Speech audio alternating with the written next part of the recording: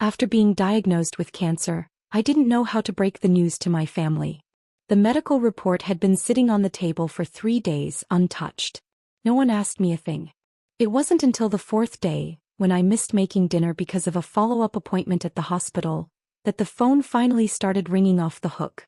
It was 5:30 by the time I walked out of the doctor's office, right into the evening rush hour. With one hand clutching my medical file and a small bag of prescriptions, and the other carrying groceries, I struggled to squeeze onto a packed city bus. That's when my phone started buzzing like crazy. A kind young woman offered to hold my grocery bag for a moment, giving me just enough room to dig into my coat pocket and answer the call. Leona's sharp voice blasted through the receiver. "Clara, why haven't you picked up Zach from school yet? His teacher just called. He's the only kid left in the classroom and he's crying his eyes out." Panic surged in my chest. I quickly asked, "Did someone pick him up already?" "I told Daniel this morning he was supposed to get his son today. I had a doctor's appointment this afternoon." Before I could finish, she cut me off with an irritated snort. "Oh my God, Clara, what could possibly be more important than Zach? He's still at school. You need to get over there now." "I can't leave," she added in a huff. "I already made plans for dinner and shopping with my girlfriends. And Daniel? He's been in meetings all afternoon. He probably forgot as usual. This kind of trivial stuff isn't worth bothering him." I opened my mouth to say I wouldn't make it in time either and that James could probably go instead, but she'd already hung up. Right before the call dropped, I clearly heard her complaining to her friend. "Daniel's mom is so useless. She can't even handle a simple favor. Totally unreliable." I felt a sharp tightness in my chest. My hand hovered over the screen about to dial James. But then I froze. The doctor's words echoed in my mind. "Your body's already very weak. You'll need someone to accompany you during future treatments. And you must avoid stress and household chores as much as possible. So be it. If I'm no longer good enough to help, then maybe it's time everyone took care of their own responsibilities. After all, he's their child, not mine." I stood there on the bus, dazed as it rolled past 2 more stops without me even noticing. That's when my phone rang again. This time it was James. "Clara, have you been out wandering around all day? Do you even realize Zach's still at school waiting for someone to pick him up? I just got home and Leona called me in a panic. Said she tried calling you and couldn't reach you. Why haven't you gone to get him yet? The teacher's been waiting there this whole time. Can you imagine how upset Zach must be?" His voice kept coming through, full of reprimand. My chest tightened even more, but I stayed silent. When he finally stopped talking, I replied quietly but firmly, "That boy has a mother and a father. Maybe they should stop relying on an old woman to do everything." Maybe it was my tone, cool, distant, something he'd never heard from me before, that caught him off guard. He paused for a second, then snapped, "What kind of talk is that, Clara? Don't take this the wrong way, but Zach is our grandson. Is this really the kind of attitude a grandmother should have? Forget it, I'll go pick Zach up myself today. You just head home and get dinner started. The kids have been working hard all day. It's not right if they come home to an empty table." I wanted to tell him that I wasn't feeling well either. That my body, after all the hospital visits, was already running on fumes. But the words stopped in my throat. I'd trained myself not to complain, years of swallowing every ache, every exhaustion, every feeling, because what did it ever get me? At best, a dismissive "you're being dramatic." So for the first time I didn't respond. I ended the call before he could say another word. James has lived an easy life. Born into a well-educated family, he was the kind of man people used to describe as refined and distinguished, even in his youth. His career flowed smoothly from the start, and just this year he retired from his post as director of the local art museum. Decades immersed in the arts had given him a quiet, cultured elegance that still turned heads, even at 67. That, and the fact that he never had to bother with the messier parts of life. And honestly, he never had to. From childhood, his mother handled everything down to the smallest detail. After we got married, I picked up where she left off, seamlessly. He never had to worry about the house. He's never done a load of laundry, never even washed his own socks. James firmly believes that a gentleman stays out of the kitchen. Domestic chores, in his mind, only serve to taint the purity of his artistic aura. Even after retirement, he stayed as busy as ever, thriving in the local community and senior centers. choir practice, Latin dance, violin lessons. His schedule is packed tighter than it ever was when he was working. Everyone calls him Professor James, the talented Renaissance man, admired and adored. His calendar is always full. Our children know better than to expect him to pitch in. No one ever asks him to help with pickups or babysitting. Then there's me. I studied painting too once. Back in college, we were both in the oil painting program. I had promise, my professors thought so too. But then I met James and I fell deep and hard. And after that, well, life slipped through my fingers. Years flew by in a blur of housework, tending to James, raising our son and then our grandson. Always rushing, always busy, yet nothing in it truly felt like mine. No point dwelling on it now. As the bus rolled past familiar streets, I realized we were nearing home. But for some reason my heart grew heavier with each passing block. Maybe it was just the early signs of the cancer, the fatigue, the dull ache in my bones. But all of a sudden I didn't feel like going home anymore. But the truth was, I had nowhere else to go. My parents were long gone and most of my old friends had their own families, their own busy lives. I stared blankly out the bus window and for the first time, a wave of deep sadness washed over me. 65 years of life and I had no one I could really talk to. Not one soul. About 15 minutes later my phone rang for the third time. Clara, why aren't you home making dinner yet? Zach's throwing a tantrum, says he's starving. Daniel's about to get home too and I don't cook, you know that. Are we supposed to just sit around and wait for you for another half hour? What's going on with you lately? The older you get, the more unreliable you become. Where are you and why aren't you taking care of the house? James's voice wasn't particularly loud, but in the noisy bus, I could still hear every word crystal clear. There was a time long ago when I'd been enchanted by his voice, deep and steady, a voice that never failed to calm me even during arguments. But now every word felt like a slap. Turns out, even the most pleasant voice can be ugly when it's used to scold and belittle. The rose-colored lens I'd seen him through for decades shattered in an instant. I didn't even bother responding with emotion. You two combined are well over 100 years old. Can neither of you function on your own? What are you going to do if I drop dead tomorrow? Starve. He went silent, clearly stunned. Before he could come up with a response, I ended the call again. He didn't call back. James has always had his pride and his temper. He never asks for help and never backs down. And I just hung up on him twice in one day.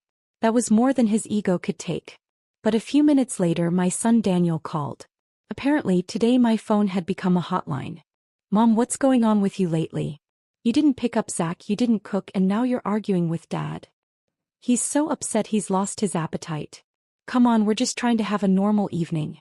You're not getting any younger either. What are you trying to prove? He barely got the words out before his sister Anna snatched the phone from him. Her voice was just as full of complaints. Seriously, Mom, you've been slacking off lately. It's already this late and dinner's not ready. I'm starving.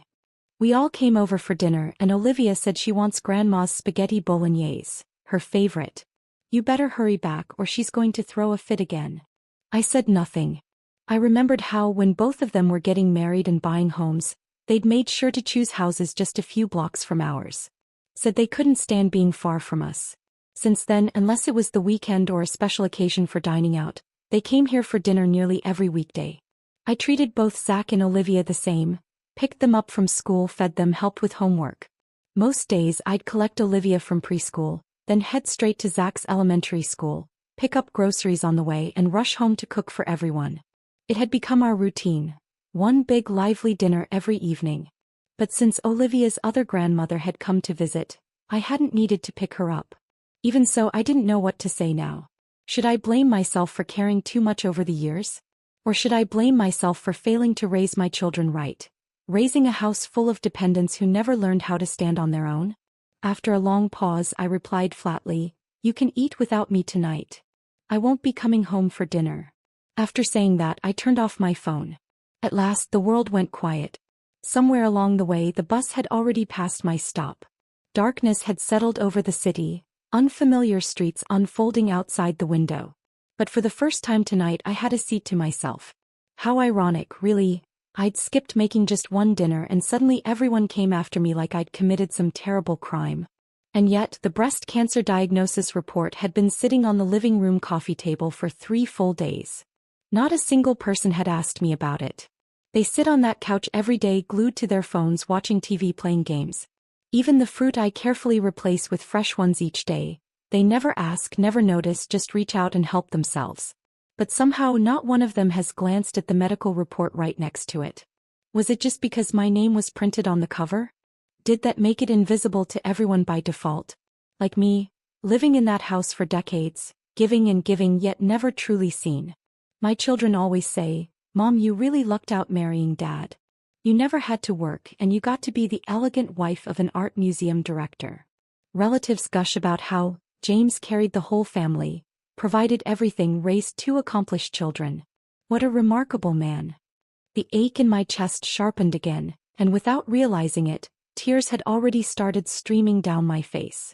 I turned my head toward the window, hoping no one would see me cry. At my age, there's always that fear of looking pathetic to strangers. The city lights outside blurred in the veil of tears, flickering, distant, unreachable. So many homes lit up across the city, yet not one of those lights felt like it truly belonged to me. Just then, a pale hand reached into my vision, offering me a tissue. It was the same kind young woman from earlier. "Ma'am, are you okay?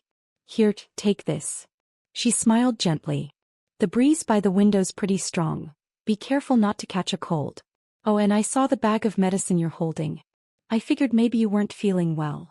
I took the tissue and nodded, my voice catching as I whispered, "Thank you." But somehow, the more I wiped, the harder the tears fell, until it felt like everything inside me was finally pouring out. One simple act of kindness from a stranger. Something my own family hadn't shown me in years. In that moment, something inside me shifted. I made a quiet, unwavering decision. If love has to be begged for and a home has to be earned through sacrifice alone, then maybe it was never really mine to begin with. And if that's the case, then I'm done wanting it.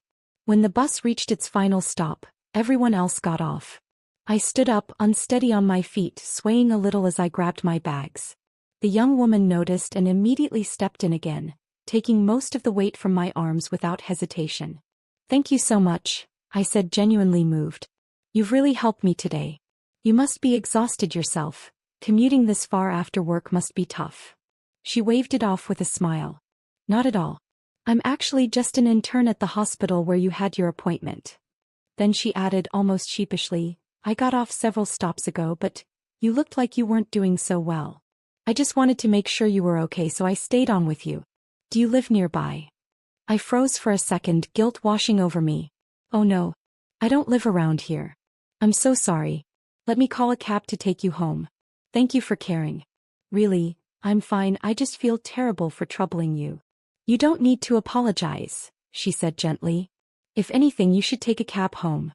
You're not feeling well. Don't push yourself. I can just catch a bus back from the other side of the street. It's easy." "No," I said firmly. "You've already done so much.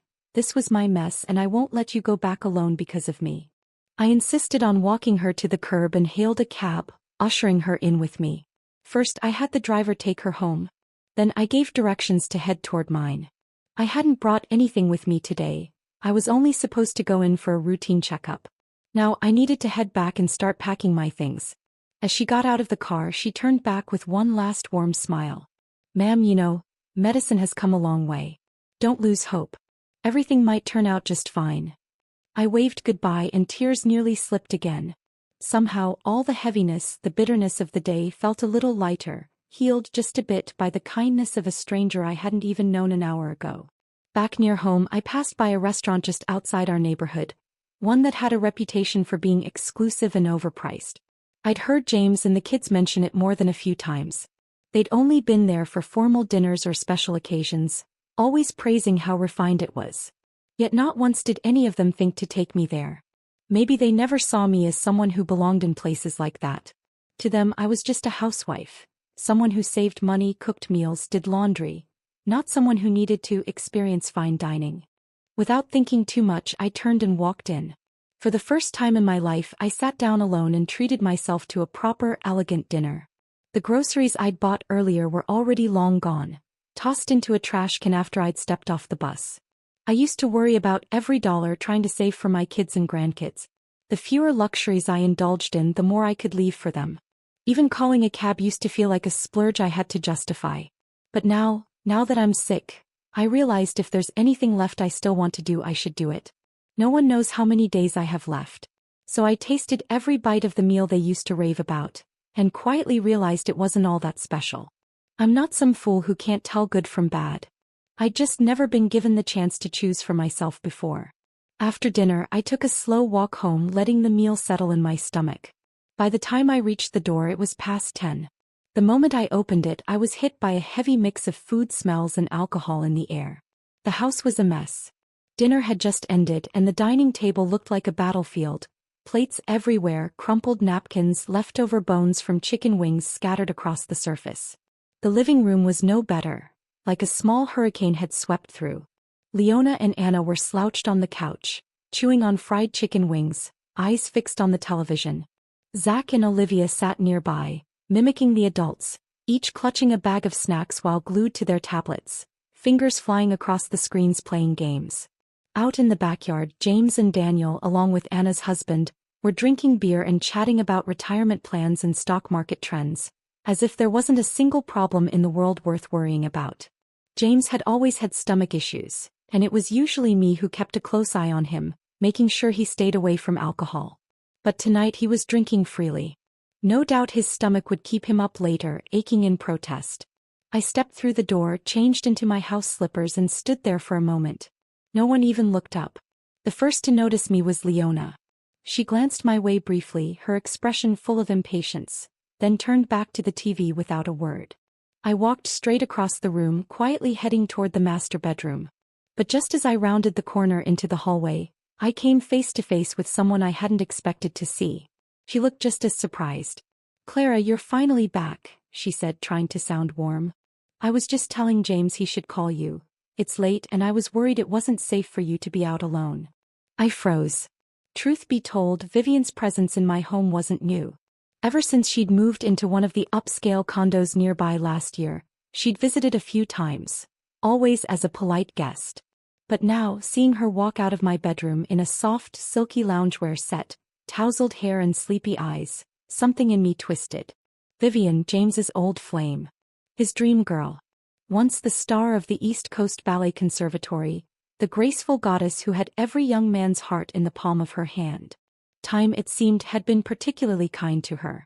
She still carried herself with the same effortless elegance. Her beauty, refined by the years, hadn't dulled one bit. Back then, James had plenty of admirers, but it was only Vivian who ever truly caught his heart. They had been entangled for years, never officially together but never really apart. Then just after graduation she married a real estate tycoon 2 decades her senior and moved abroad. That was when I stepped in. With Vivian gone, I seized my moment. Bit by bit I closed the gap until I finally became James's wife. Though he never offered grand romance, he did give me one clear condition. If we married, I'd have to give up my career completely and dedicate myself to supporting his artistic pursuits at home. And I did, faithfully year after year. I held up my end of the bargain. I believed I'd earned my place. I believed that chapter with Vivian had been buried long ago. James never spoke of her again. We both pretended those years never happened. But when Vivian moved back and made her first visit, I remember how stiff and uncomfortable their reunion had been. The air between them practically crackled with unresolved history. Still, it didn't take long after that for James to rekindle the connection. And clearly, things had progressed more than I'd been told. Vivian's voice wasn't exactly subtle. It carried across the room, drawing every pair of eyes toward us. Daniel lit up when he saw me. "Mom, you're finally back. Where have you been this late? We tried calling you so many times and you didn't answer." Then he turned toward the couch and called out, "Good thing Anna thought fast and ordered Mexican takeout. We just finished eating. Now you can get started on cleaning the table, doing the dishes and mopping up." My son-in-law chimed in with a teasing smile, waving his beer bottle. "Clara, how about whipping up a little something extra? Popcorn or a cheese platter, maybe? James is in such a good mood tonight, I think he's ready for another round." Before I could even open my mouth, Vivian jumped in, flustered and eager to explain. "Clara, please, don't be upset. I wasn't trying to overstep. I just felt a little dizzy earlier and it was too noisy outside. James suggested I lie down in your room for a while. The kids were all in the living room. I swear it's not what you think. James, hearing her, immediately set down his drink and rushed over. Vivian, are you feeling better now? He asked with concern, eyes locked on her face. Only after that did he turn to me, with a tone cold enough to frost glass. She's our guest, Clara. Do you have to act like this? Do you even remember where your own front door is? I was starting to think you got lost somewhere. Look at the time. This is completely unacceptable behavior. I raised my head and stared at him. A bitter smile tugged at the corner of my lips. Oh. And what about a guest who ends up lying in the master bedroom in the middle of the night? What kind of behavior is that supposed to be? And you, James Blake, retired art museum director, champion of refinement and elegance. What exactly do you call leading a single woman into your wife's bed while she's not home? Is that your idea of grace? His face darkened instantly. You're deliberately stirring up drama. This is pure slander. Vivian flushed, clearly uncomfortable. She tugged lightly at his sleeve, whispering, James, stop. It's my fault. If I'd known Clara would be upset, I never would have used that room. But my chest was already burning, my breath shallow with fury. I didn't want to hear another word. I turned and walked toward the bedroom, not bothering to respond. The tension in the room was suddenly suffocating. No one said a word. Anna rushed after me and caught my arm, trying to stop me. Mom, what's gotten into you? Anna said, her tone edged with irritation. You're being really harsh. Vivian just wasn't feeling well. She caught a bit of a cold. Dad only invited her over for dinner so she wouldn't be alone while she's sick. She paused, then added with a note of reproach, and honestly, you were kind of in the wrong today. So what if Dad said a few words to you? Zach was stuck at school. Of course we were all worried. Families are supposed to look out for each other. Daniel nodded beside her, softening his tone a little as he stepped closer. Anna's right, Mom. You've been home all day, maybe you don't realize how exhausting things are out there. We're constantly running in circles. Coming home and finding there's no dinner. It's just frustrating. Maybe we were a little harsh, but don't take it personally. I looked at these children, my children, and felt a cold emptiness settling deeper inside me. Not a word of concern, not a single question about where I'd been, if I'd eaten, if something had gone wrong. Just judgment, excuses, and expectations. Then Leona's eyes flicked to the pharmacy bag in my hand. Her mouth curled with a mocking smile as she chimed in, voice thick with sarcasm. Exactly, Clara. Zach was practically in tears from hunger earlier. He's still so young. What if something had happened because he skipped a meal? She glanced at the shopping bag and sneered. You sure seem to have a leisurely day. Stocking up on all those supplements again? I've told you 100 times. Those things are a scam. A complete waste of money. You'd be better off spending it on gifts for Zach and Olivia. At least they'd enjoy it. She let out a small laugh and added, if you're really so bored, maybe take a page from Vivian's book. At least she knows how to dress well and carry herself with taste. She actually looks like she belongs next to James. My face turned to stone. Daniel quickly tugged at Leona's sleeve, clearly sensing the tension thickening in the air. What the hell, Leona? You've had too much to drink. And for the record, my mom's always been frugal. She hardly ever spends money on herself. He turned to me, trying to soften the blow. Mom, it's late. The dishes can wait till morning.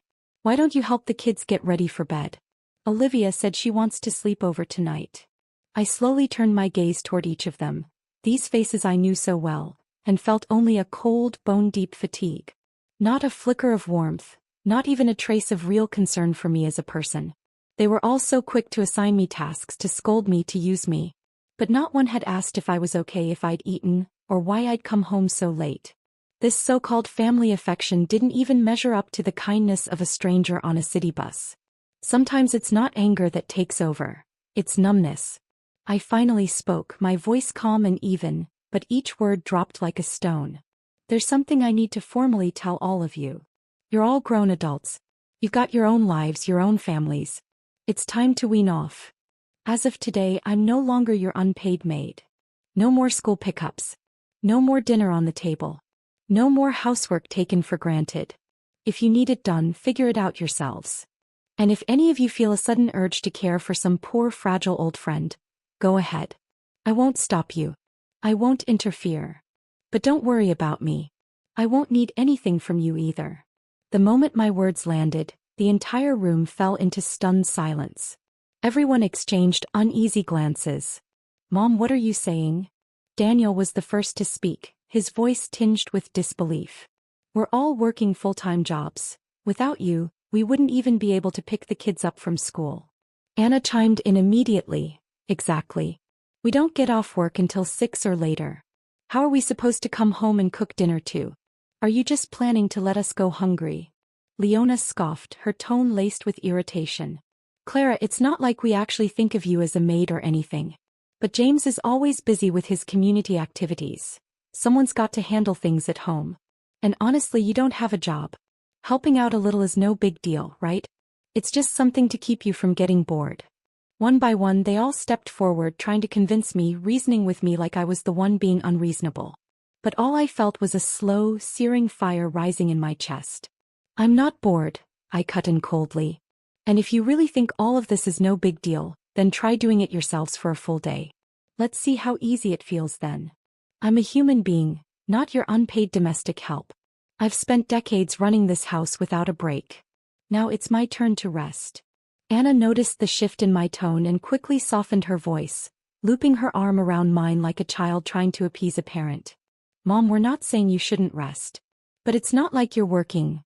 Being at home is resting, right? Honestly, you're just upset because Vivian came over tonight, aren't you? She didn't do anything wrong. We were all here too. She's your old classmate and she wasn't feeling well. Dad was just helping her out.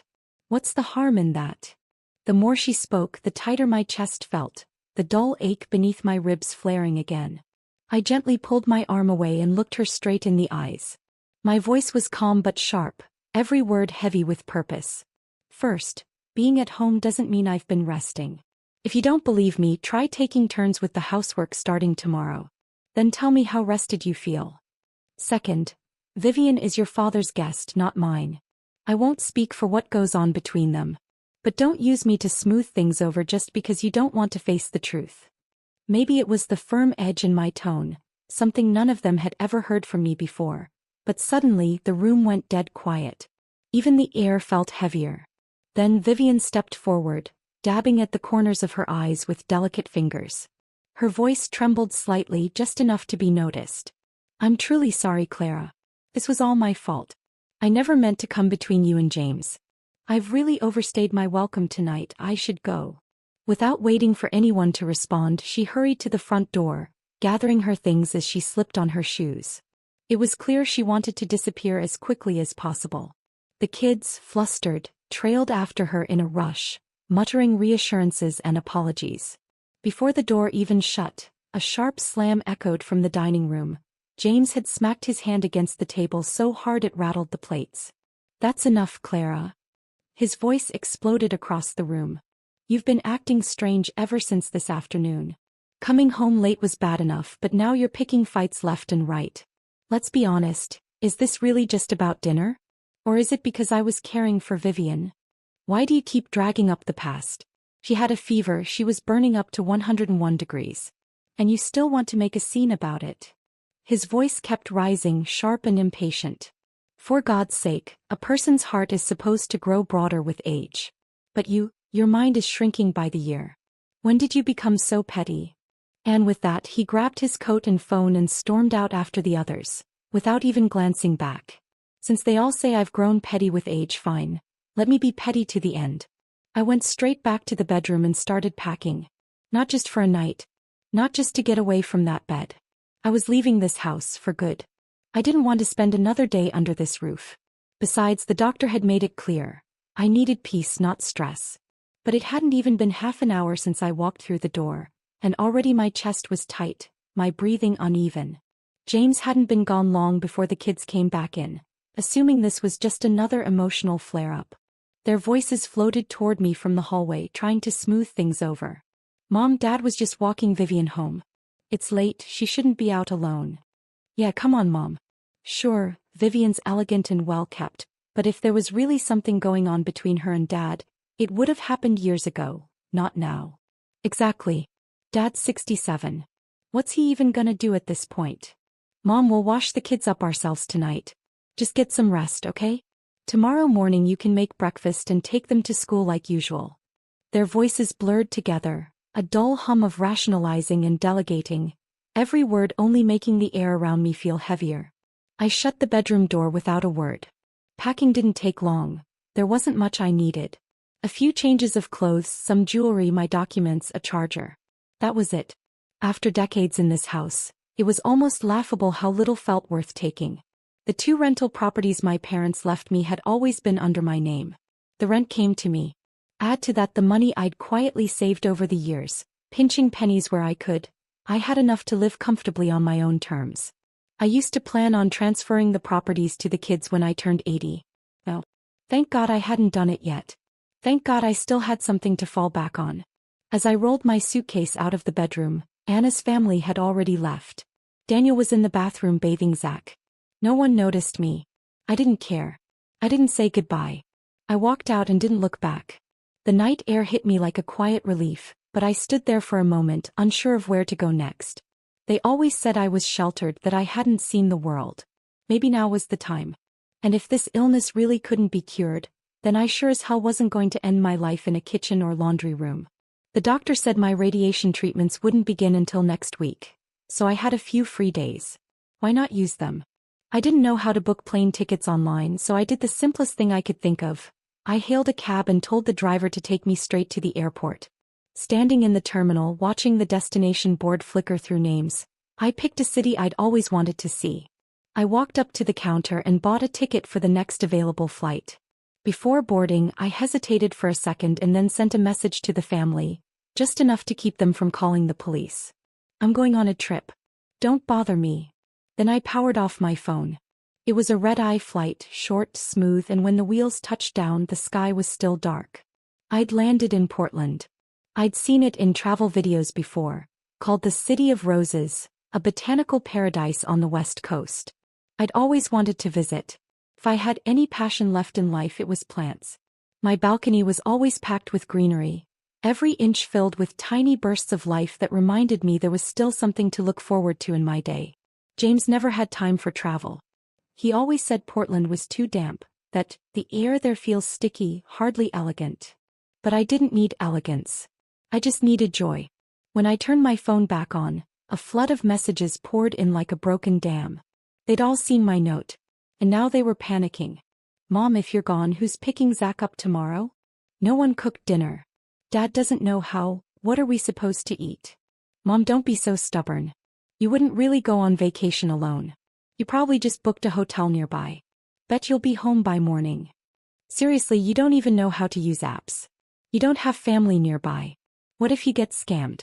What if you end up lost on the street? The more I read, the more my brows furrowed. And then I saw it. The final message that made me laugh out loud, cold and bitter. From James. The older you get, the more childish you become. I'm curious to see if this house still functions without you. Since they couldn't stop buzzing in my ear, I decided to embrace the silence completely. I blocked every single one of them. Every number, every notification, set to do not disturb. Honestly, there wasn't a single word from any of them that I wanted to hear. But of course, it didn't take long for James's proud, "The house will manage just fine without you," to come back and slap him in the face. The very next morning, the moment I turned my phone back on, I was hit with a flood of unread messages. At 4 o'clock in the morning, James had been rushed to the hospital. As expected, it was his chronic stomach condition acting up, triggered by that spicy Mexican takeout and the alcohol he insisted on drinking last night. At first he tried to tough it out, convinced he could ride it through. But by the middle of the night, the pain had him doubled over. He searched the house top to bottom for the medication. Nothing. Eventually he woke Daniel up, asking him to help. Still no luck. Then came the frantic calls to me. Dozens of missed calls. Voicemails. Texts. But I'd slept like a rock after a full day of sightseeing, and I didn't hear a single one. The moment my phone powered on, Daniel's call came through almost instantly. "Mom. Finally you picked up." His voice was thick with exhaustion. "Dad had a terrible flare-up last night. His stomach pain got so bad we had to take him to the ER. I've been with him half the night and I still have to get to work this morning, plus drop Zach at school. I can't handle all this. Come on, Mom, don't be like this. Just come back and take care of him." I listened quietly, then calmly replied, "Didn't you understand what I said yesterday? I'm on vacation. Please don't disturb me." And I hung up. Then I went one step further. I blocked all their numbers. No more distractions. No more interruptions. I wasn't going to let anything ruin my trip. I hired a private VIP tour guide and spent the most carefree, liberating week I've had in decades exploring Portland. I visited every major attraction, tried all the food I'd been curious about, and finally made it to the botanical garden I'd always dreamed of seeing. The biggest surprise? I even had a full travel photo shoot. My personal guide was incredibly attentive. He didn't just show me around, he acted as my photographer and creative director, capturing every moment of my journey with care and precision. When I saw the photos afterward, I barely recognized myself. Bright eyes, glowing skin, radiant energy. There was a lightness in my expression I hadn't seen in years. So it turns out I could shine too. Just like Vivian. My guide even taught me how to use travel apps on my phone. Rideshare services, flight and hotel bookings, maps, travel reviews. I finally knew how to navigate the world without needing anyone's help. For years, whenever I asked my kids to teach me something simple, how to look up a recipe, how to use a new app, they always brushed me off, too impatient to bother. Not anymore. Now I didn't need anyone. I hadn't been left behind by the times after all. Day by day I felt lighter, freer. Even my body felt stronger, more energized. But when I finally came home after that beautiful week away and turned my phone back on, what greeted me wasn't peace. It was chaos as usual. A full-blown domestic circus waiting right at my doorstep. In the end, it all came down to this. Once the tireless, all-capable, never-complaining supermom disappeared from the household, everything began to fall apart. And only then, only when they finally started searching for help, did they realize just how deep the problem really was. Hiring a housekeeper to cook and clean didn't solve everything, because that housekeeper wouldn't look after the kids. A full-time nanny for the children didn't do housework. The daycare specialist who could care for Olivia wouldn't handle school pickups for Zach, now a first grader. So they needed a second nanny just for the afternoon shift. One helper wasn't enough. Not even close. And on top of all that, James was still stuck in the hospital, needing constant care himself. That's when they finally realized what I'd been all along. A full-service, on-call, multi-skilled domestic operator, who charged nothing, asked nothing, and even provided emotional support on demand. Suddenly the tune started to change. What had begun as finger-pointing and complaints turned into saccharine attempts to coax me home. Even Zach and Olivia were coached to take turns calling, their tiny voices chirping through voicemail. "Grandma, we miss you. Come back soon." Text after text followed, sugary sweet but desperate. "Mom, your protest has gone on long enough. Please come home. We really need you here." And at 3 a.m. a final message from Daniel, raw and unraveling. "Mom, I really can't do this anymore." When I landed, I didn't head straight home. I sat in the cab watching the familiar roads pass by, wondering how I'd feel returning. But some things needed closure. As we pulled into the neighborhood, I noticed a small stage had been set up on the plaza. Apparently the community was hosting an event. I glanced toward it idly until two familiar figures caught my eye. James and Vivian. He was in a tailored black suit. She wore a flowing crimson dress. The two of them danced a fiery tango under the lights. Their steps were sharp, fluid, impeccably in sync. Their eyes locked in subtle tension and unspoken electricity. Every turn, every lift, every glance between them felt like a whispered confession. A story told not in words but in motion. I stood there quietly watching. Oddly, I didn't feel anger. Just a faint, hollow ache rising in my chest. They had always been a pair, meant to be, in some way I could never compete with. I'd once fooled myself into thinking I'd found an opening in their story, slipping in while she was away, pretending it was fate. But in truth, things that don't belong to you, no matter how tightly you grip them, will always cost you something in the end. The music stopped. The crowd erupted in applause. James glanced into the audience, scanning the faces, then froze when he saw me. For a moment we both stood still. I looked down, said nothing, turned quietly and walked away, my suitcase wheels clicking softly behind me. I hadn't gone far when I heard footsteps, James catching up. He took the suitcase handle from my hand without a word and started walking ahead of me. Neither of us spoke as we made our way home. When we reached the door, he paused, then said quietly, Clara, I'm glad you came back. I hesitated, then slowly followed him inside. The house was tidier than I'd expected. Clearly someone had brought in a cleaning service. But my beloved houseplants told another story. Most of them had wilted from neglect, drooping sadly under the weight of a week's indifference. No one had cared enough to keep them alive. I sat down, ready to finally have the conversation that needed to be had. But just as I opened my mouth, the front door swung open. Vivian walked in, radiant and cheerful, her heels clicking lightly across the floor. She was glowing, lively, confident, smiling as if the world were hers to keep. "James, why didn't you wait for me?" Vivian's voice floated in gently as she walked through the door, a soft complaint laced with mild surprise. The moment she saw me, her expression faltered.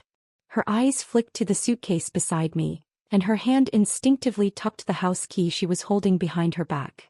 "Clara, you're back," she said with a forced smile, trying to mask her unease. "Why didn't you tell us ahead of time? We would have picked you up." She walked over and sat beside me with a polite smile, continuing her rehearsed explanation. "Oh, I meant to tell you earlier. James was just discharged a few days ago and the house has been a mess. Daniel and Anna were worried the temporary cleaners wouldn't do a proper job, and they were concerned about the kids and James being unattended, so they asked me to move in for a few days to help out. Don't worry, I've been staying in the guest room."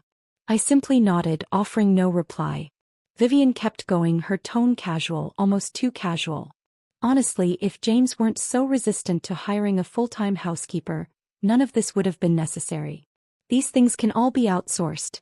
You really don't have to run yourself ragged trying to do everything." That part I knew all too well. James had always been stubborn like that.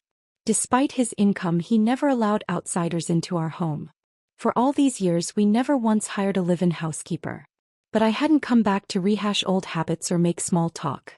My time was precious now, and I had no intention of wasting it. I turned to look at him, catching his gaze. His eyes were fixed on me too, a flicker of something unreadable behind them. I didn't bother easing into it. I went straight to the point. "James," I said calmly, "I want a divorce." His expression shifted instantly. Panic. Even a flicker of helplessness, an emotion I'd rarely ever seen cross his face. But it lasted only a moment before he composed himself again, slipping back into that cool, calculated composure he wore like armor. "Clara, that's not funny," he said, his voice low. "At your age, this kind of joke really isn't appropriate." "I'm not joking," I said firmly. "I've been thinking about this seriously, especially over the past week. For both of us, this might just be the most honest form of relief." His face darkened. "All this, just because of that dinner?" "You could say that," I replied, then paused. "But it's not just one dinner. It's every dinner that would have come after it. I'm done living my life in the kitchen. I have other things I want to do with the time I have left." His chest rose and fell with slow, controlled anger. Just then the front door burst open. "Grandma! Nana!" Zach and Olivia rushed in, squealing in delight as they ran toward me. I opened my arms instinctively, pulling them both into a tight hug. No matter what had happened, I had raised these children myself. No matter how much distance had grown, I still missed them. But the moment of warmth was short-lived. As soon as they noticed Vivian on the sofa, they slipped out of my arms and ran toward her instead. "Fairy Grandma." They circled around her, chattering excitedly, sharing stories from their day, laughing and giggling as they leaned into her lap. The scene stung, quietly but deeply. A few seconds later, Daniel and Anna walked in, and the moment they spotted me, they hurried over and wrapped me in a hug. "Mom, you're finally home. You look amazing. You must have had a great trip. We were falling apart without you. Thank God you're back. Honestly, that cleaning lady we hired wasn't working out anyway. We might as well let her go." "Yeah, you wouldn't believe it, Mom. Vivian really helped us these past few days, running back and forth between the hospital and the house. We couldn't have managed without her." Vivian gave a modest, slightly uncomfortable smile. But before anyone could say more, James suddenly slammed his glass down onto the table. The sharp sound echoed through the living room. "Enough." His voice was low, but it carried weight, tight, restrained, and simmering with frustration. "Do any of you even realize what you're doing? Your mother is not your maid." She just got home and you're already piling responsibilities back onto her. Can't you give her a moment to breathe? Starting today, all of you go back to your own homes. Housework, childcare, caring for the elderly, figure it out yourselves. Stop dumping everything on your mother the second something goes wrong. James's outburst had silenced Daniel and Anna completely. Even I paused for a moment, caught off guard. It was so unlike him. The man who had spent decades standing quietly on the sidelines while I handled everything, never once raising his voice on my behalf. But I didn't have time to dwell on it. "I'm sorry," I said calmly, "but I won't be handling household matters anymore. You'll need to figure things out yourselves from now on." Then I turned to James. "If there's nothing else, let's go to the lawyer's office at 9 tomorrow morning and sign the papers." His face went pale. You're really going through with this?" he asked, his voice low and tight. Daniel and Anna, still reeling from the earlier scolding, now looked even more stunned, staring at me in disbelief. "What?" Daniel blurted out. "Mom, you're getting a divorce? Why? This isn't because of Aunt Vivian, is it?" Anna added quickly. "She's just been helping out. We've seen everything clearly. There's nothing going on between her and Dad." "You're overthinking this." I shook my head. There was no point explaining anything to them. Let James tell them whatever he wants later. I looked at James again, voice steady. "I've thought about this thoroughly. I'm ending this marriage for good." "Mom, you're 65, Daniel said, sounding desperate. "You've been a housewife your whole life.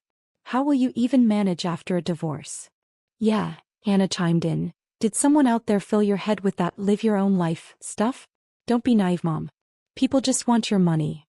"Even if you meet someone new," Daniel added, "he won't be as dependable as Dad. They'll act sweet up front, but in the end you'll just be their caretaker again." Their words piled on, one after another, louder and more emotional. But all I felt was exhaustion. "I'm not asking for your opinions," I cut in sharply. "This divorce is between me and your father, not for either of you to meddle in. And for the record, I'm not helpless. I've devoted decades to this household. Legally, I'm entitled to half of everything. Plus, the 2 properties and inheritance from my parents. More than enough for me to live comfortably. I don't need your concern." That shut them up. They looked genuinely stunned, clearly unaware I'd planned all of this long ago.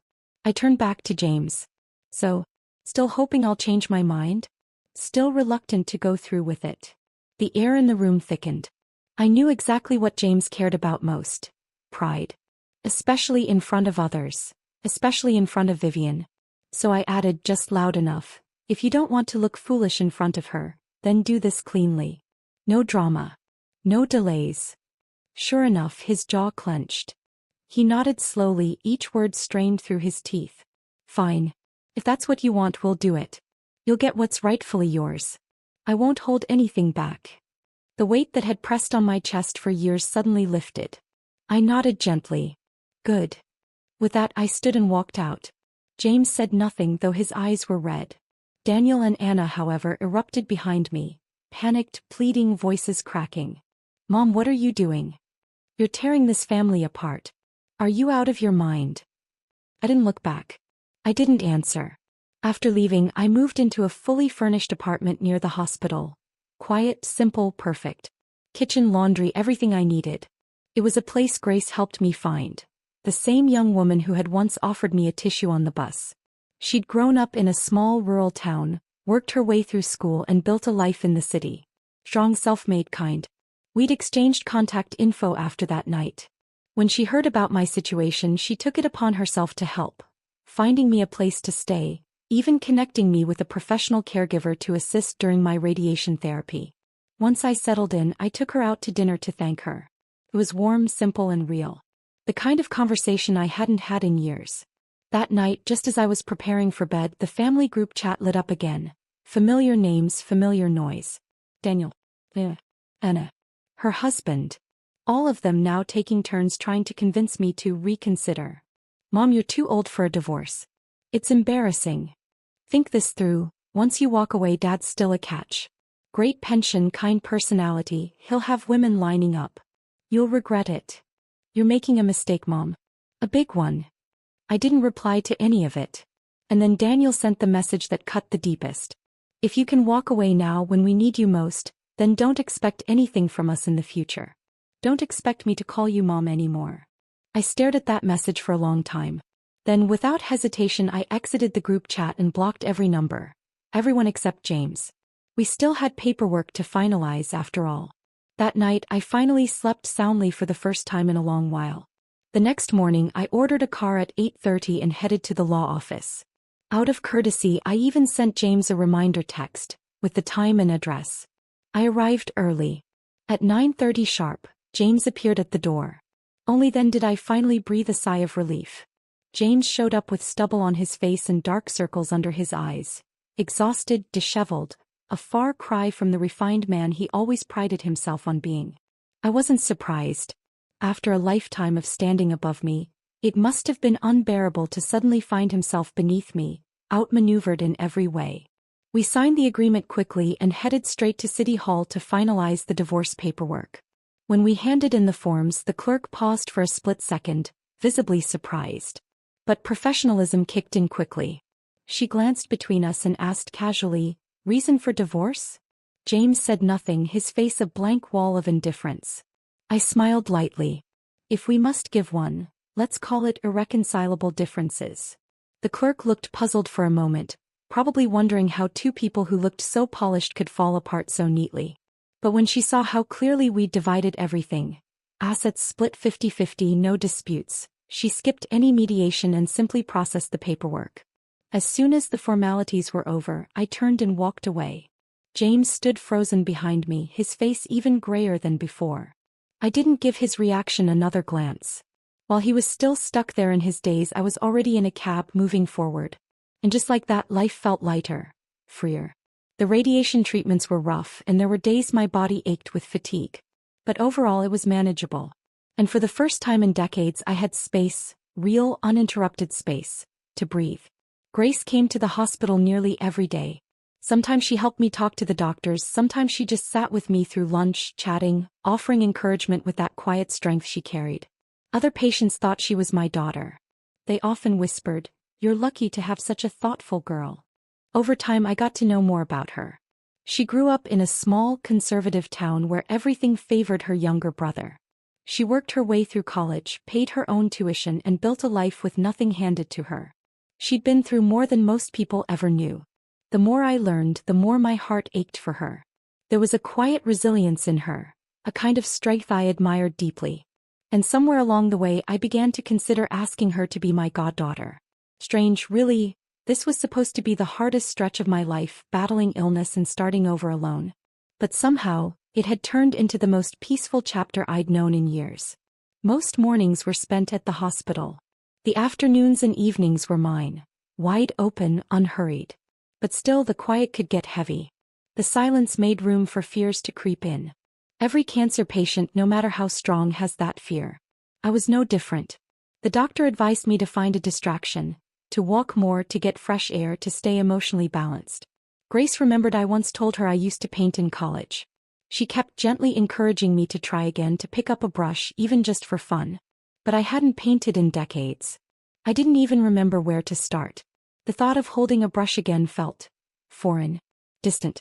Until one evening, during a quiet walk, I passed a small, vintage-looking art studio tucked into a side street. It had that nostalgic charm, warm lights, soft music, and the unmistakable scent of linseed oil and canvas. I walked in casually at first. And there, seated at an easel, was an elderly woman painting in complete concentration. I was captivated. I stood quietly behind her, watching for nearly half an hour before she turned around. And we both froze. It was Diane, my college professor. The one who had once believed in me more than anyone else. She was over 80 now, her hair silver, her body frilier, but she still painted. And her reputation had only grown through the years. When she recognized me, her face lit up with warmth and disbelief. "Clara, you still have that look in your eyes. I'd know you anywhere." He poured me tea as we talked. I told her everything, about the years that had passed, about the life I'd lived. She listened quietly, then looked at me, her gaze steady. "I always knew you had real talent," she said. "You shouldn't have left it behind." I shook my head. "It's been decades. I've forgotten everything." She smiled gently. Then start again.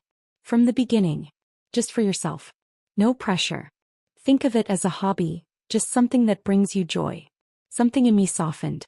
For the first time in years I felt the weight lift. That night I picked up a brush. The first attempts were clumsy, my hands stiff, my lines shaky, the techniques long gone.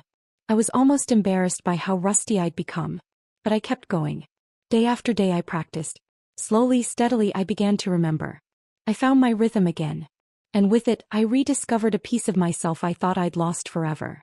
Diane looked over a few of my practice pieces one afternoon. Her eyes gleamed with quiet pride. "I always said you weren't just a good student," she said softly. "There's emotion in your strokes. You tell stories with your colors. You have depth." She paused, then added, "To be honest, Clara, if you hadn't married so young, you'd probably be a professional artist by now." I looked down, smiling faintly. "I'm sorry, Professor. I really did waste the gift you saw in me." She patted my hand gently and replied with a warm smile. "But it's never too late, my dear. You still have time. You're just getting started." I blushed, nodding quietly. And this time, truly, deeply, believing her. Ever since I picked up the paintbrush again, my treatment days stopped feeling so heavy.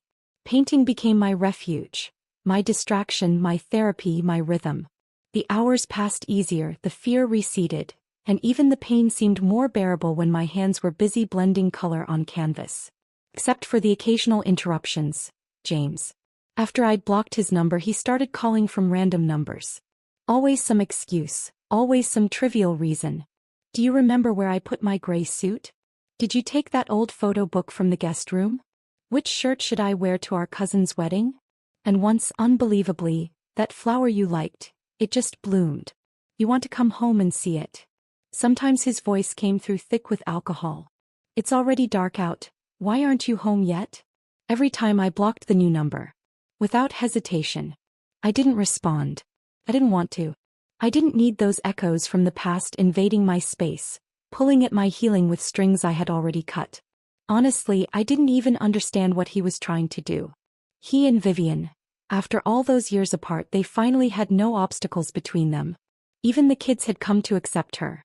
Wasn't this his chance to reclaim the love story he'd lost? So why was he still clinging to me in these strange, awkward ways? Maybe old flames aren't always about passion. Sometimes they're just habits that die slow. I'd almost dismissed it all as his inability to let go, until the last day of my first round of radiation. Grace and I had just stepped out of the treatment wing. As we passed the courtyard, I spotted them, James and Vivian. She was sitting on a bench in the sun, and he was approaching her with a prescription bag and a folder of test results in hand. The sunlight cast a soft glow across her face. She raised her hand to shield her eyes, and James, with quiet ease, pulled a pair of sunglasses from his bag and gently placed them on her. She smiled at him. It was a soft, tender smile, easy and natural. And I stood there still. James wasn't incapable of thoughtfulness. He wasn't above the small, attentive gestures. He had just never done them for me. The way they moved together, the quiet ease between them, it looked like the ending of a love story, the kind that's meant to feel whole. I tugged gently at Grace's sleeve, ready to turn away. But James looked up just then, right into my eyes. His expression changed in an instant, and he strode toward me in quick steps. "Clara, are you following me?" His voice was sharp, accusatory. "Didn't you say you were over us?" He grabbed my arm, confronting me like I owed him an explanation. Vivian rushed up behind him, flustered.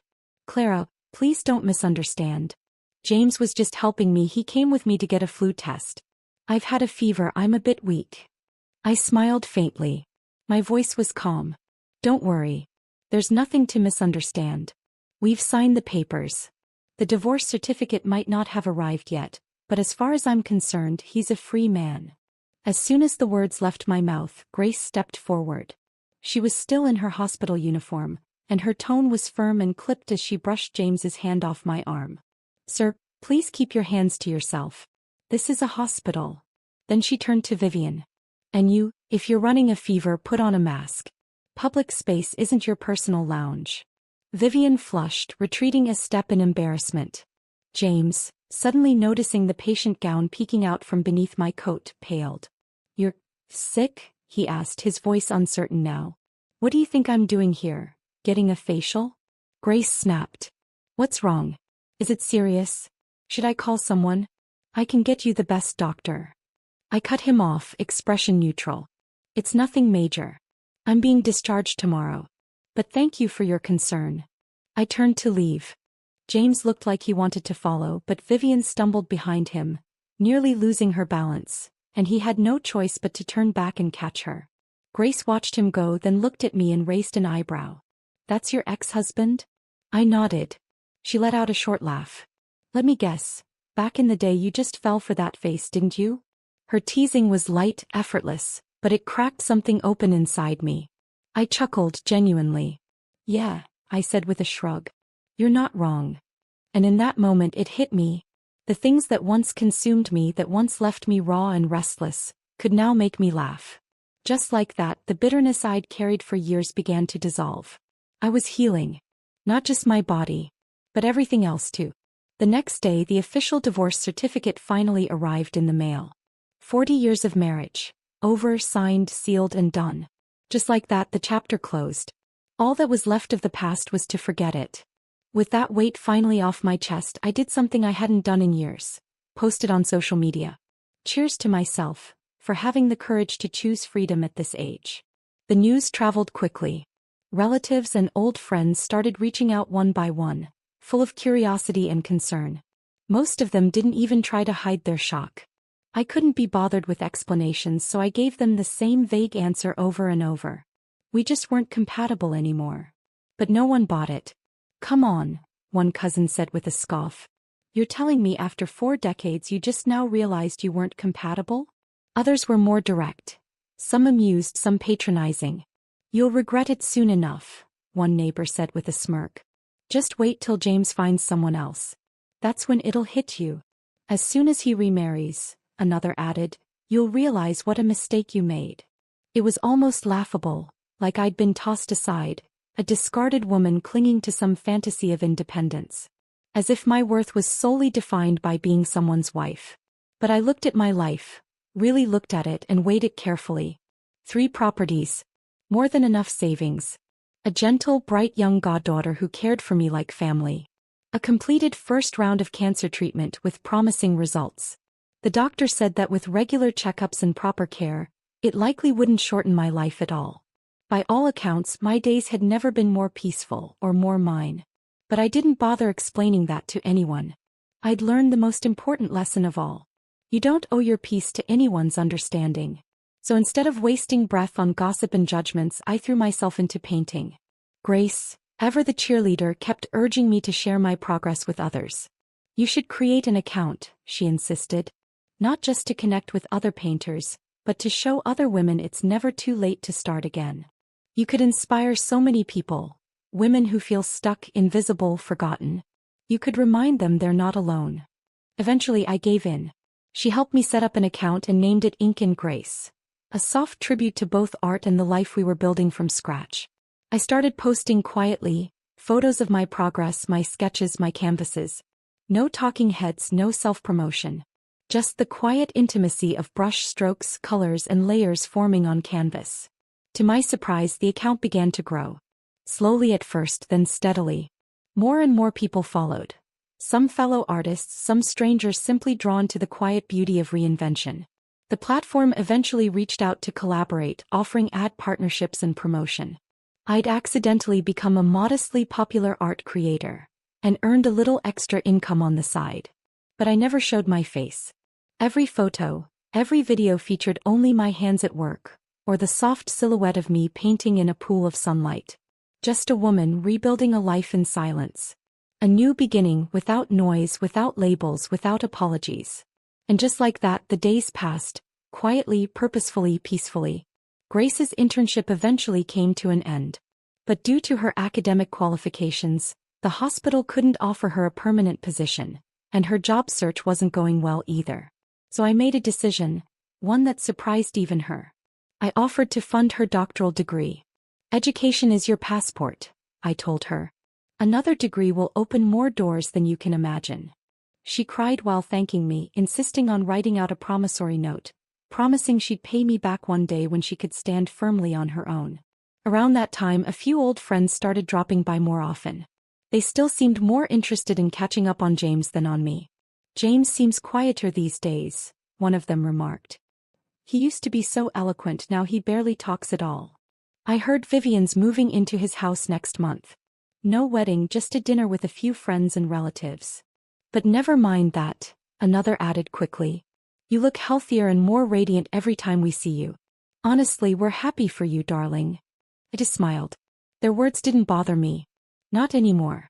After all, James had finally married the woman he'd pined for his whole life. That was supposed to be his happily ever after. As for me, I'd long since removed myself from that story. What I didn't expect was what happened the day they were set to move in together. I had gone to the hospital for a routine checkup, nothing special. But when I walked into the consultation room, I froze. There they were, James, Daniel, Anna, Leona. Even Zach and Olivia. All crammed into the room. I stood still, speechless. James rushed toward me, grabbing my hand with both of his. "Clara, why didn't you tell me you had cancer?" His voice was trembling, nearly breaking. I hadn't seen him in months, and now he looked like a ghost of himself, gaunt, worn down, with panic and desperation carved into every line of his face. Daniel's eyes were red. "Mom, how could you keep this from us? This is cancer." Anna's voice cracked. "Mom, if Dad hadn't been cleaning the house and stumbled across your old medical report, we still wouldn't have known. How long were you planning to hide this?" Zach and Olivia ran over and threw their arms around me, hugging me tightly. I gently patted their backs and gave a faint smile. What could I say? When your heart's gone cold, you stop expecting warmth from people who've only ever left you in the cold. The doctor, clearly uncomfortable with the scene, finally spoke up. "She's in recovery. Emotional stability is essential to her healing. Please refrain from upsetting her." The room went quiet. After a long pause, Daniel mumbled, "If we'd known earlier, we would have hired help. We never meant for you to do everything on your own." Anna chimed in quickly, "Really, Mum, we didn't mean to hurt you. If we'd understood what you were going through, we wouldn't have let you handle everything by yourself. Not when you're sick." Just then Grace walked in, having just paid my medical bill. The moment she heard those words, her expression darkened. She walked straight over to me and gently held my arm. Her voice was low, firm, protective. "Clara, what did the doctor say about staying in good spirits? Don't let things like this weigh on you. Let's go home." I smiled at her and nodded. "All right." That one word sent a ripple through the room. Anna froze. "Mom, who is she?" Daniel looked equally startled. "Mom, why are you leaving with her?" James's face darkened, his eyes narrowing as they locked on mine. Leona, who had been uncharacteristically quiet until now, finally broke her silence, with all the tact of a hammer. "Clara, I really think you need to be careful. You know how people are these days. You've got 3 properties and plenty of money in your account. What if she's just here for your inheritance? That money was supposed to go to Daniel and Anna. Zach and Olivia are counting on it too. You can't just hand it over to an outsider." Before I could say a word, James raised his hand and smacked Daniel hard across the face. A sharp, echoing sound filled the room. His voice was low but cut like glass. "Tell your wife to shut her damn mouth. I don't hit women, so I hit you instead. Don't you ever repeat something so disgraceful again." Daniel looked stunned. He turned and glared at Leona, who shrank back and fell silent, face flushed with embarrassment. Her words had crossed a line, an ugly one. Even I felt the sting of them. And from the look on Grace's face, I could tell she'd been wounded too. Her cheeks were red, her eyes flashing. My heart burned with fury. "Grace is my goddaughter," I said coldly. "Does anyone here have a problem with that? You already accepted another woman as your new mother. Why can't I choose whose family to me? I know exactly what kind of person Grace is. If any of you had shown me even half the care and warmth she has, I wouldn't be standing here today feeling like a stranger in my own life. And even if she were after my money, so what? It would still be worth it. I'd rather give it all to her than to people who only see me as a burden." Without waiting for a response, I turned, took Grace's hand and walked out of the room. No one followed. But just before I stepped out, I caught a glimpse of Daniel and Anna's faces. They weren't angry anymore. Not even indignant. They just looked shaken, ashamed, startled, and maybe, just maybe, a little afraid. Days passed, quiet and steady, just as I liked them. I thought they had finally backed off. After all, I wasn't going to the hospital as frequently and none of them knew where I lived. Or so I thought. But the very next day, James showed up at my door. When I opened it, I froze for a second. He looked worse than he had the day before. Hollowed cheeks, even darker circles under his eyes, his voice hoarse and rough. I was wondering if I could come in for a bit, he said quietly. I just wanted to see how you're doing. I hesitated. Then without a word I stepped aside and let him in. But I didn't offer him a drink, didn't say a word of welcome. He wasn't a guest. I hadn't invited him. He didn't seem to mind. He slowly wandered through the apartment, eyes scanning the canvases on the walls. Paintings in warm tones, vivid strokes, layers of color. My work, my rediscovered self. Clara, you really started painting again? His voice was soft, almost in awe. Your work feels stronger than it used to. And you, he paused, looking at me, you look more alive, like the woman you were when you were young. When I was young. Something in those words hit a tender spot. Back then I'd wondered so often, did he ever really see me? He kept walking, taking in every detail. This place, he said slowly, it's warmer than I expected. Feels like a real home. Our old house just feels like an empty shell now. I didn't respond. I just went back to my easel, picking up my brush again. But he stood there like something inside him had finally burst open. I'm not with Vivian anymore, he said. Truth is, I never really planned to get back together with her. His voice was strangely calm now, as if he'd rehearsed it 1,000 times. After all these years I realized it wasn't her I missed. It was who I used to be when I was with her. That old dream of youth, not the person herself. She wanted something more and I thought maybe I could give her that. Maybe it was better than sitting alone in a house full of memories. But when I found your medical report, everything snapped into focus. His eyes met mine. That day I realized, I never cared for you enough. I never truly saw you. I guess I've cared more than I ever admitted, even to myself. My brush faltered in my hand. I stared at the canvas, suddenly unsure where the next stroke should fall. He stepped closer. I'm sorry, Clara, he said. I never wanted the divorce. Not really. I wasted so many years. Can I have a chance to make it right? My instinct took over. I shook my head. And just then a single tear dripped onto the canvas, dissolving a stroke of color into a soft blur. Like an old scar resurfacing, quiet but undeniable. I think that's enough for today, I said softly. I have things to do. Please leave. I stood up and walked him to the door.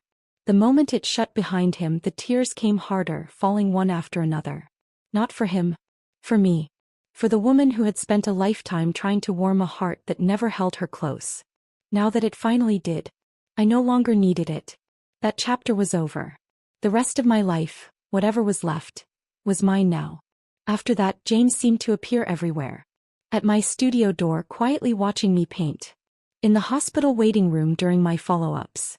Sometimes even outside my building, holding grocery bags, offering fruits and vegetables I never asked for.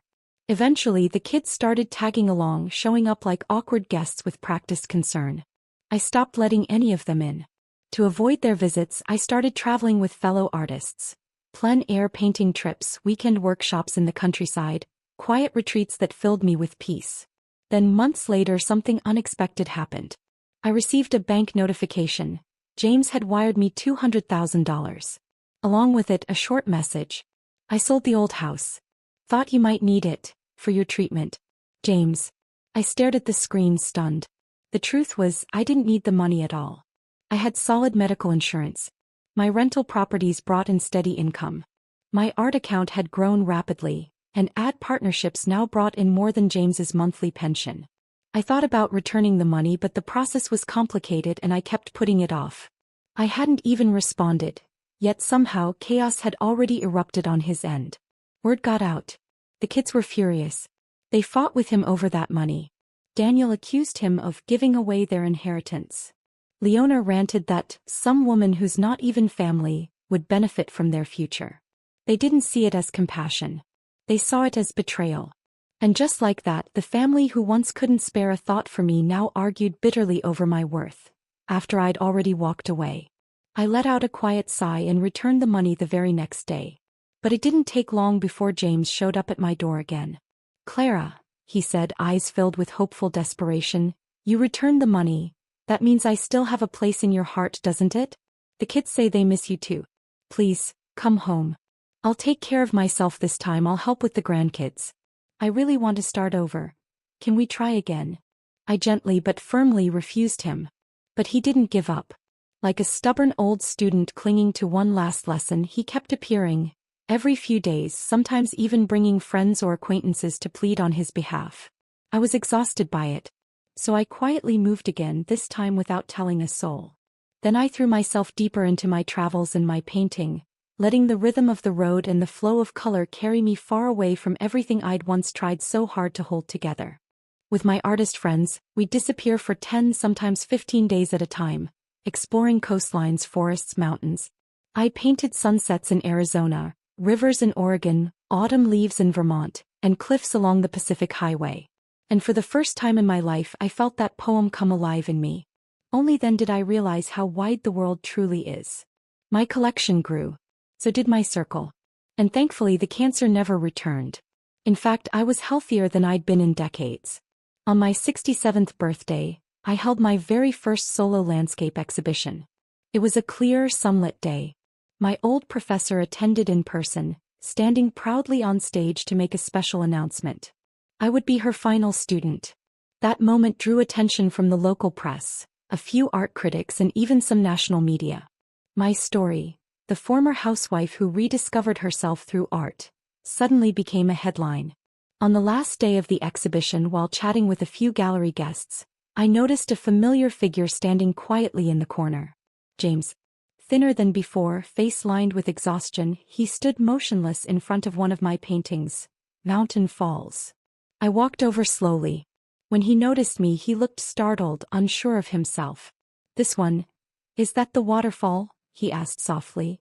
"You always said you wanted to take me there someday," he added almost to himself. "But I always said it was too much trouble. You went anyway, without me." I nodded. I'd heard his health wasn't great lately. Something early stage, still treatable, but serious enough that he rarely left home anymore except for doctor visits. Just then I heard familiar voices behind me. "Mom." I turned. "Daniel. Zach. Olivia." Their faces were a mix of surprise and disbelief, clearly not expecting to see me, let alone in an art gallery hosting a successful show. From their stunned expressions I could tell, James had never told them I'd started painting again. They certainly had no idea that the growingly popular art account Ink and Grace, the one getting attention from art circles and social media alike, was me. "Mom, you look younger than you did 2 years ago," Anna said, stepping in beside them, equally wide-eyed. "You've been painting this whole time? Why didn't you ever tell us?" Daniel asked. "Grandma, this is incredible. You're better than the artists we learn about in school," Zach said excitedly. "Nana, I think I want to be like you when I grow up," Olivia added, beaming up at me. I just smiled gently without saying much. Daniel and Leona looked tired, worn down. I'd heard they'd divorced last year. And from the way they watched me now, I could see the questions hanging in their eyes. Things they wanted to say, stories they maybe wanted to rewrite. But I wasn't about to give them that chance. I had other guests to welcome. Grace was already approaching with a group of her classmates, smiling brightly, waving from across the gallery. As I began to walk away, James stepped closer again and said in a low voice, "I used to hold on to the hope that maybe you'd come back one day. But I get it now. You've walked too far forward. There's no going back anymore." I laughed, full and free. "You're right," I said. "Because this is the life that finally belongs to me. The tides of life come and go. Maybe we'll cross paths again someday. But when we do, we'll just be old acquaintances. Nothing more."